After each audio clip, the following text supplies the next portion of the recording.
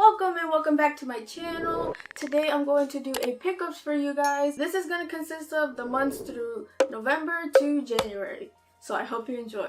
First I'm going to start with some Amiibos. I know Amiibos aren't that popular nowadays, and I think Nintendo has really been slowing down on the production. I feel like they're just gonna do Smash Bros. And that's basically it. But here are the ones I got. I finally got female Corrin. They did a reprint of Corrin and I got so excited because the male Corrin is pretty common. That's the one I have in my collection. But the female one was scalped so bad. They pimped her out really bad. So I'm so glad Nintendo decided to do a reprint of her because she is gorgeous in this pose. I don't know if you guys could see it. Holy mackerel! And now I think I have all the Fire Emblem Smash Bros. Amiibos, which is awesome. They also did a reprint of Marth, so if you haven't got Marth, now is a good time to get them because, you know, they were scalped to death and all that stuff. But now the prices went down and they're more available. So the next Amiibo I got was something that I didn't think I wanted because I don't like the character, and I have this law in my Amiibo collection that if I don't like the Amiibo or the character, I don't buy it.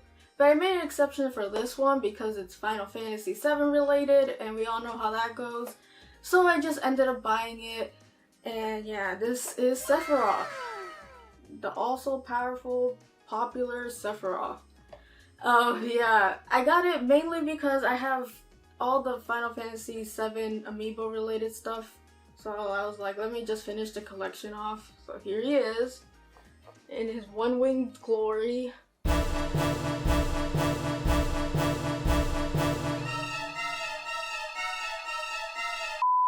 I wonder if he flies sideways because he has one wing.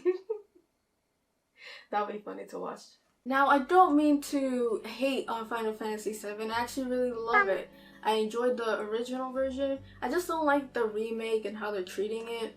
And I feel like they're shoving Sephiroth through our mouths at this point because he is everywhere. I wouldn't be surprised if someone actually thought Sephiroth was the main character. I feel like that diminishes his evil power because he's everywhere in the games and stuff, and I'm like, you're a troll at this point. I can't take you seriously. But that's just my opinion, and yeah. So I got the Amiibo. So I welcome these two Amiibos in my collection. So I'm going to tackle the PlayStation 4 and PlayStation 5 games that I got. First one being this special edition of The Cruel King and the Great Hero. Now this was on sale on Amazon for about 25 bucks, so I picked it up. So in the box it includes the PlayStation 4 game, hardcover art book, digital soundtrack, and a 6-inch plush, which I love collector's editions with plushies inside. Those are my favorites. Let's do a little unboxing for today. Haven't done one of these in a while, actually. Alright. Plastic ASMR right there. Yeah. Look how beautiful. That's the nice sleeve over it. Here it is, so pretty. Here's the side. The back is gorgeous. And this other side. And here we have the actual game. Oh, he's so cute. This is the hardcover art book. I love the feeling of this book. It's not wood, but it feels like kind of wood. It's very, very nicely made. And yeah, it has art from the game and stuff. Sorry for that, I just really wanted to unbox that with you guys, and I'm glad I did. It's so gorgeous. Now on to the other games. First I got Crisis Core Final Fantasy VII Reunion. This is a prequel to Final Fantasy VII and Final Fantasy VII Remake. Now it does have a little bit of difference from the original Crisis Core, and I've heard a lot of people not really like the voice acting, but I'm just glad it has voice acting, to be honest.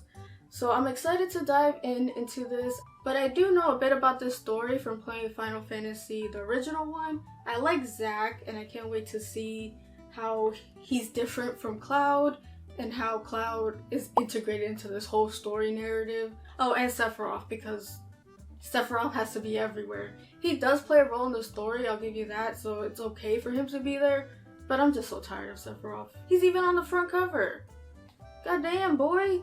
Taking protagonist slots over here. Should have been Tifa. But I'm really excited to play this game and see what it's about. Don't know when, but I'll get to it. Next game is a game I recently got. It's still in its plastic, and that is One Piece Odyssey. I've recently become a One Piece fan. I'm currently on episode 85, and I really wanted to try this game, but you kind of need to be more into the anime to really get what the story is going. So I'm gonna watch a little bit more episodes before I dive right into this one, but I'm really excited to. And it's weird because I used to hate on One Piece a lot, but then I watched it and I'm like, oh, this is kind of good. The next game I got is Fire Emblem Engage. I'm really loving this game so far. I can see why people might feel a little bit off-put by it, especially with the character designs. They kind of look really out there. Even from Fire Emblem standards, some of their costumes are like really not for battle. But I'm really enjoying it so far nonetheless. The gameplay is really good. I do like the engage system, though something I don't really like is that the ring apparition ghost, they talk and they have like connections to the player. I always thought that they were fighting alongside them but not really bonding. But they bond with you, like they have an all-out conversation. They watch you while you sleep, which is creepy, but whatever.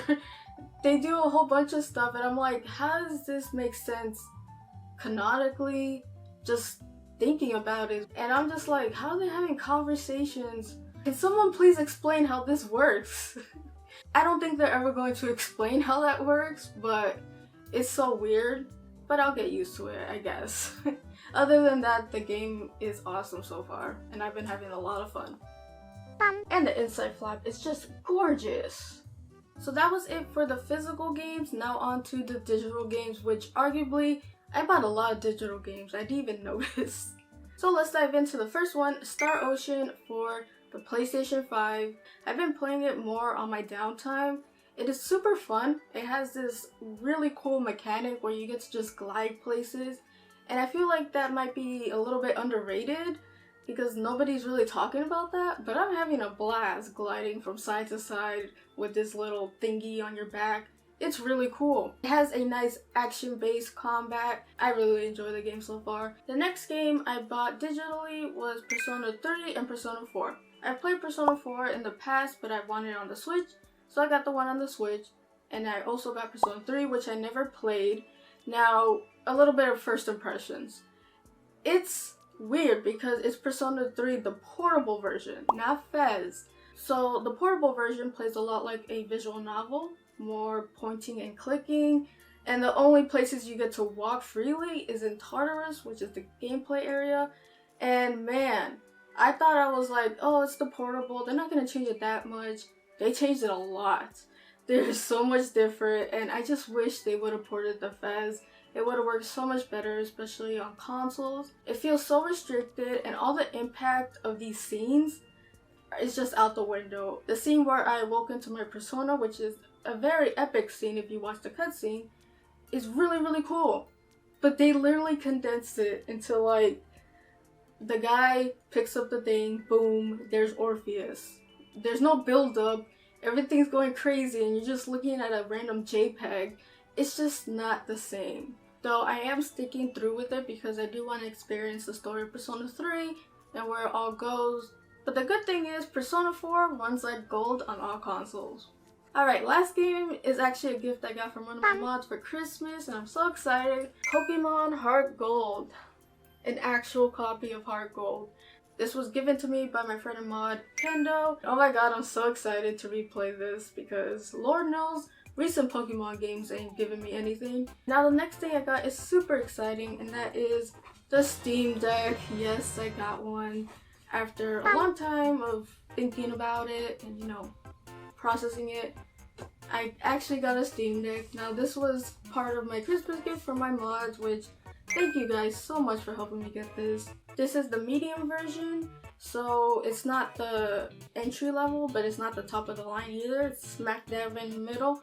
It's gorgeous. I put this blue skin, but it's really badly put, so I'm going to have to do another one again. I'm having so much fun with this thing, and I have a lot to say, so stay tuned for a video about my thoughts on the Steam Deck. and how I think about it.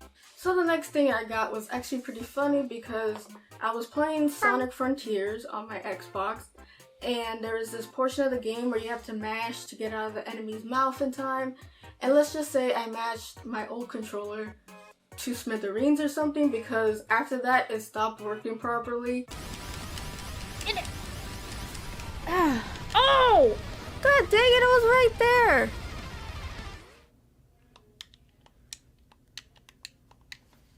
My controller's charging. Why is it not acting right? I think I broke my controller mashing it too hard.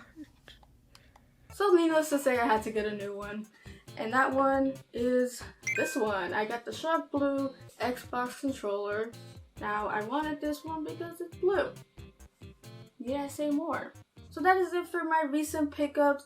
Please tell me what you guys got in the comments down below. I'd love to hear it. Please hit that like button if you haven't. Also, if you love my content and would love to see more, hit that subscribe button as well. You can catch me on my socials in the description down below. I hope you guys have a wonderful day, and as always, play a good game. Peace, peace.